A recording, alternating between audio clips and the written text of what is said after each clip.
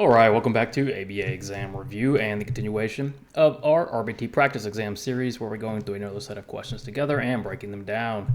If you're new to the channel, welcome. If you're returning, welcome back. Please like and subscribe. Check out btexamreview.com for all of our study materials, including our combo pack. We also offer BCBA exam materials at behavioranalyststudy.com. When you pass your exam, let us know so we can include you in the Sunday shout out. Work hard, study hard. Let's get going. A client has mastered requesting help and currently receives assistance immediately every time. To promote independence and persistence, you begin requiring 2 requests, then 3 requests, then 5 requests before providing help. What is the risk of thinning too quickly? Now, the question is asking about the thinning procedure that is being used here. We have a client who mastered help, but they're being reinforced on a continuous schedule. So there are kind of levels to mastering a skill. If we have a skill that's mastered but requires reinforcement each time it's done, that's not going to be very effective in the real world where skills aren't typically reinforced every single time. So in order to avoid this and strengthen behavior and get to mastery that includes generalization, we start to fade. So in this case, we go to 2 requests, then 3 requests, and 5 requests.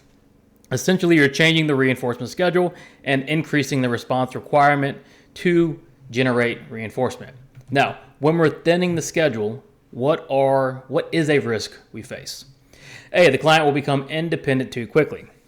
It's not really a risk, right? We want to promote independence in this particular case, and if the client is quickly gaining independence, well, that's something we would tackle, right, so to speak, when we got there, but that's not necessarily a risk. B, ratio strain may occur. What is ratio strain? Well, it's exactly what this risk is. When you fade too quickly or increase the response requirement too quickly, sometimes the client will experience ratio strain, where they'll stop responding, they'll start engaging in behaviors because they're used to getting reinforcement so often, and now they're getting much less reinforcement. So one risk is ratio strain. C, the client may satiate on reinforcement quicker. Well, they're not going to satiate because they're actually going to be getting less. Remember, when you have too much of something, right? You've actually been when you don't get enough of something, right? You're actually deprived. Satiation is when you get too much of something. This client is not going to satiate because they're getting less of the reinforcement. And then response cost may occur. Well, response cost doesn't just occur. Response cost is a strategy we use. It doesn't just occur as a result of something else. It's systematic and a strategy we implement. So risk of thinning too quickly is ratio strain may occur. You place a red card on the table and present an array of 3 colored cards, red, blue, and green, to the client. You instruct match, and the client places the red sample card on top of the identical red card in the array. What skill are you teaching? Pretty straightforward here, right? Asking about the skill that's being taught. You have a red card, and then you present an array with a red, blue, and green to the client, and you ask the client to match the red sample card to the identical card in the array. Now, what is that called? Well, it's called A, matching to sample. We're matching an exact sample to another exact sample. So we've got a red sample card, matching it to the other red card, the identical red card in the array. Why is it not imitation? Well, the learner is not copying you. They're following the instruction of match. So they're not imitating you. They're actually listening to your instruction. C, intraverbal language. What is an intraverbal? An intraverbal is like a conversation or when someone's answering a question. It's expressive language, and we're not teaching expressive language here. We're teaching this receptive skill of matching to sample. And then expressive labeling, same thing. We're not teaching the client to say anything or label these cards. We're just teaching them to match and respond. So the skill we're teaching is A, matching to sample. To teach a client the concept of big, you present big balls, big cars, big books, big blocks, and big cups during training. You use many different examples rather than just one big ball. What is the purpose of this approach? Why would we approach the concept of big this way, where we're using all these different stimuli instead of just one?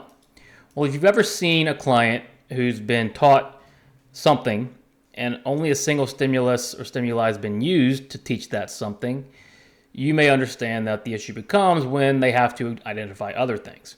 So if they're only taught the concept of big with a big book, then maybe when they get to a big cup or big block, they can't identify those. So when we're promoting generalization, we want to use a lot of examples.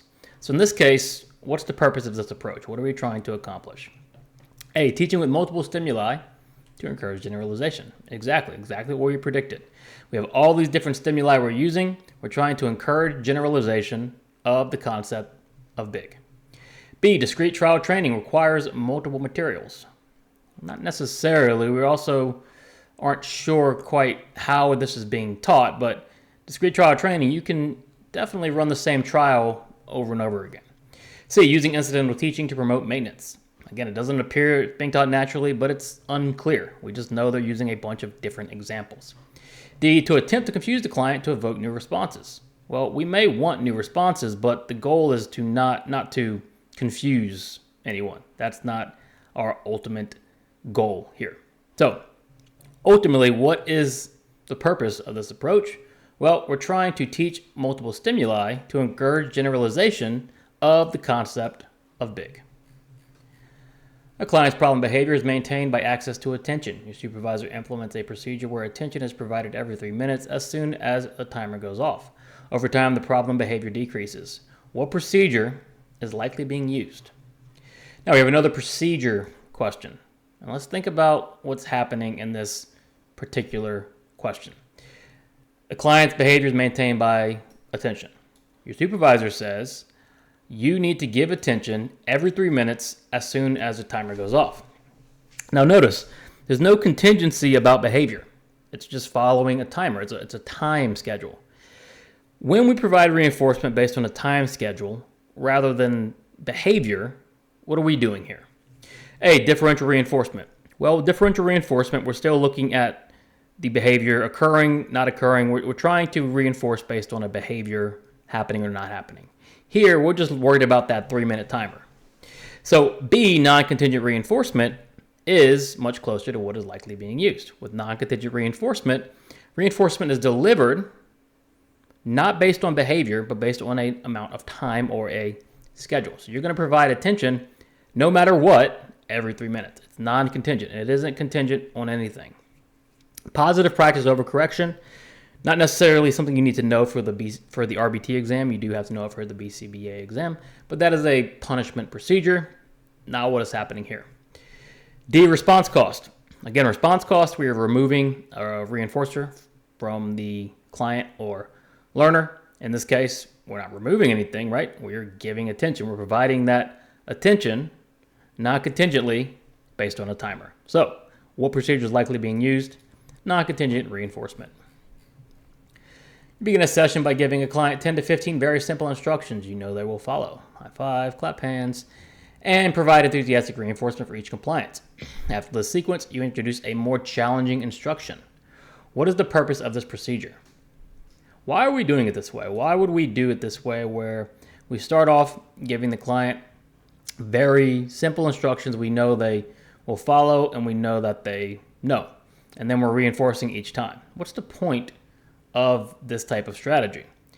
Well, if you think about behavior momentum and the high probability request sequence, this is what we're doing, right? We're trying to build momentum with very simple requests.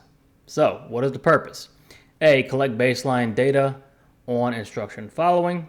Doesn't appear you're collecting baseline. You're just giving the instruction, reinforcing. B, to establish a pattern of compliance and momentum. Sure, you're trying to get them to comply.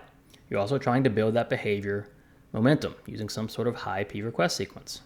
C, differential reinforcement of incompatible behaviors. We're not differentially reinforcing anything, and we're definitely not reinforcing for a behavior not happening. The behavior has to occur to receive reinforcement. To test client maintenance before new demands. Nope, we're not trying to test maintenance here. We know they're going to follow them already. We know maintenance is already in place. We're trying to use these simple requests to build momentum and compliance. So we're trying to establish a pattern of compliance and momentum. Thanks for watching. Check out btexamreview.com. Please subscribe. We also have BCBA materials as well. When you pass your exam, let us know so we can include you in the Sunday shout out. Work hard, study hard. See you soon.